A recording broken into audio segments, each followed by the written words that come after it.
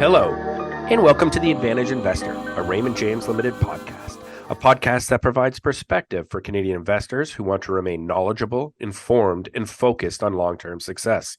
We are recording this on October 30th, 2023. I'm Chris Cooksey from the Raymond James Corporate Communications and Marketing Department.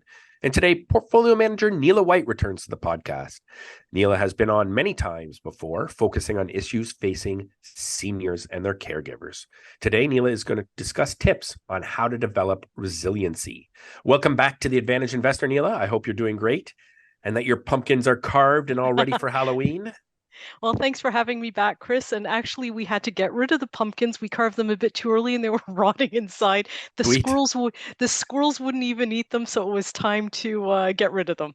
Fair enough. A local farmer thanks you. That's good to hear. As always, always very interesting the conversation we're about to have, I believe. So we'll jump right in and maybe just start off with what is resiliency?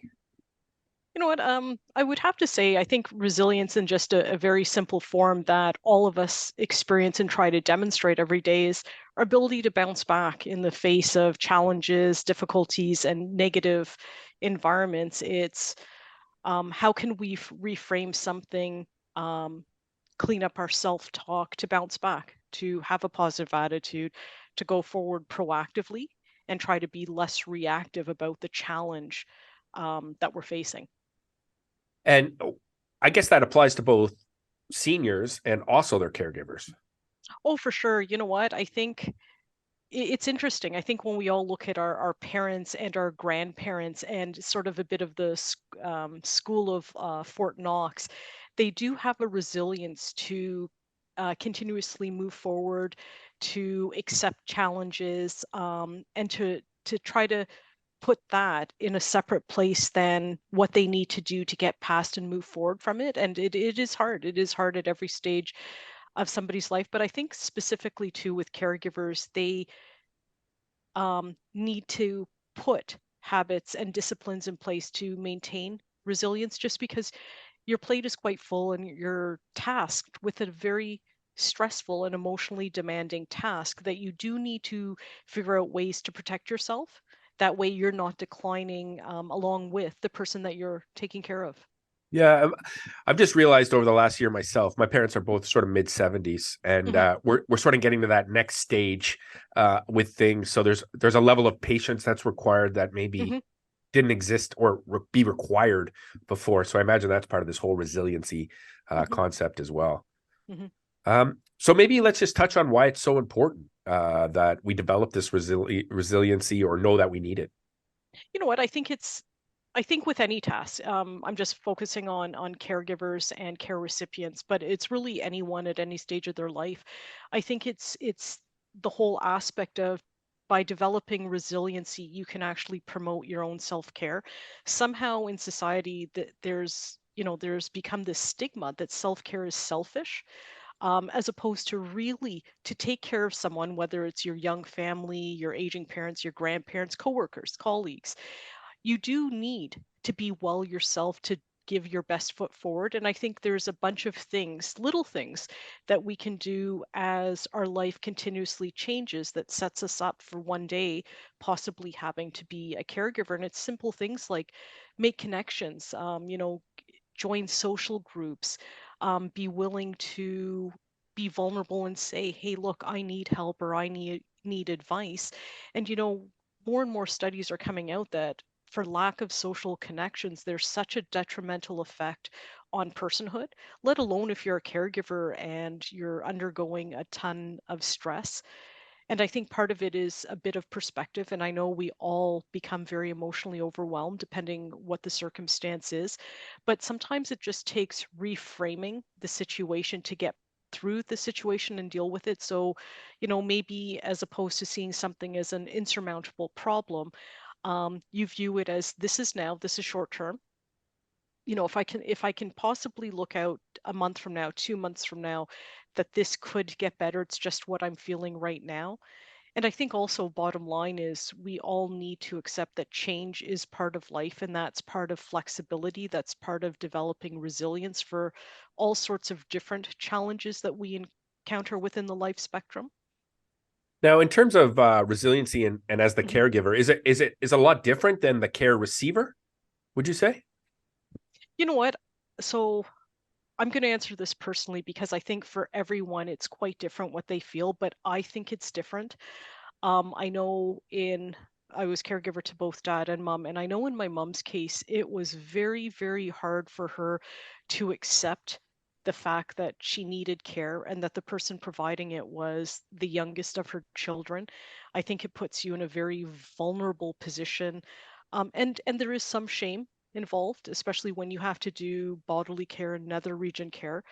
So I think from a care recipient's point of view, there are different emotional constrictions that you feel, but I think you still do need to develop, same thing, develop resilience by thinking, this is the care I need now. Other aspects of my life are still going well, accept the care with grace. It does take a bit of a reframing of realizing that there's been a decline in health and that affects all of us. And then I think from the caregiver's point of view, it's putting up certain boundaries, emotional boundaries and safeguards to help you keep things in perspective so that part doesn't start to really have a huge trickle down effect into your family life, the life of your kids, your work life.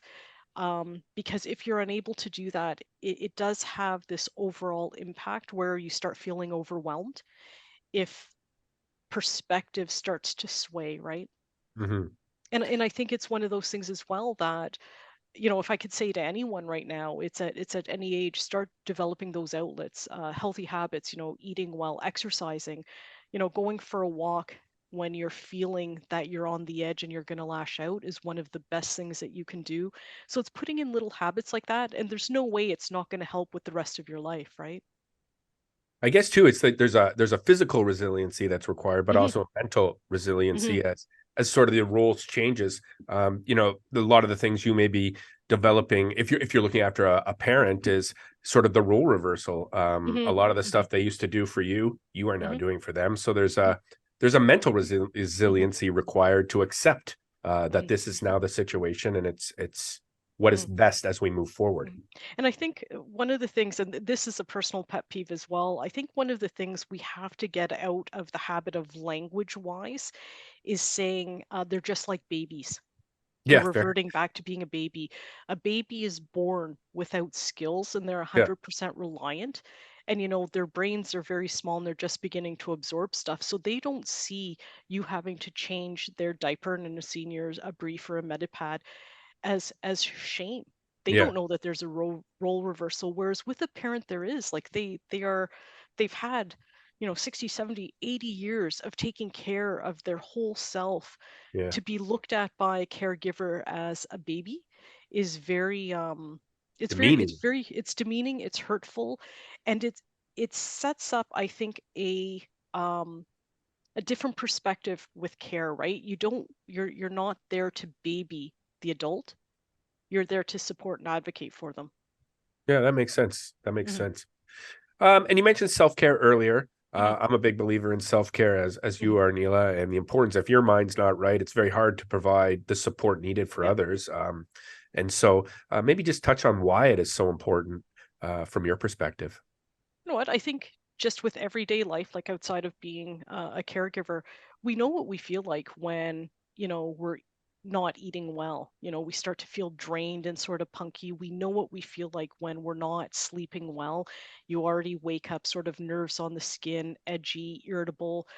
um, you know what you're like when you go through days of maybe you're feeling down or blue and you have a lot of negative self-talk. All of those things, you don't feel your best.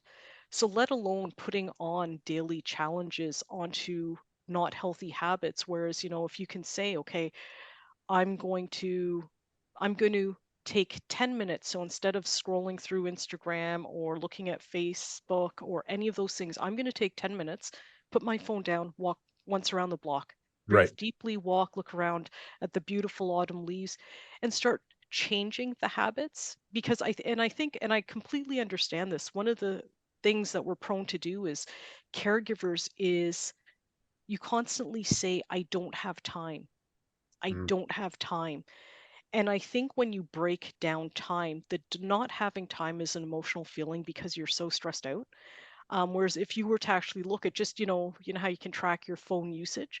If you were to take a look at your phone usage, could you find 10 minutes twice a day to walk yeah, around the block, to meditate, to read something, to listen to music and start to jiggle, like right. anything that knocks off, defrays that stress, right? That totally makes sense. Yeah. Now, is there anything else you'd like to leave us with on this important topic?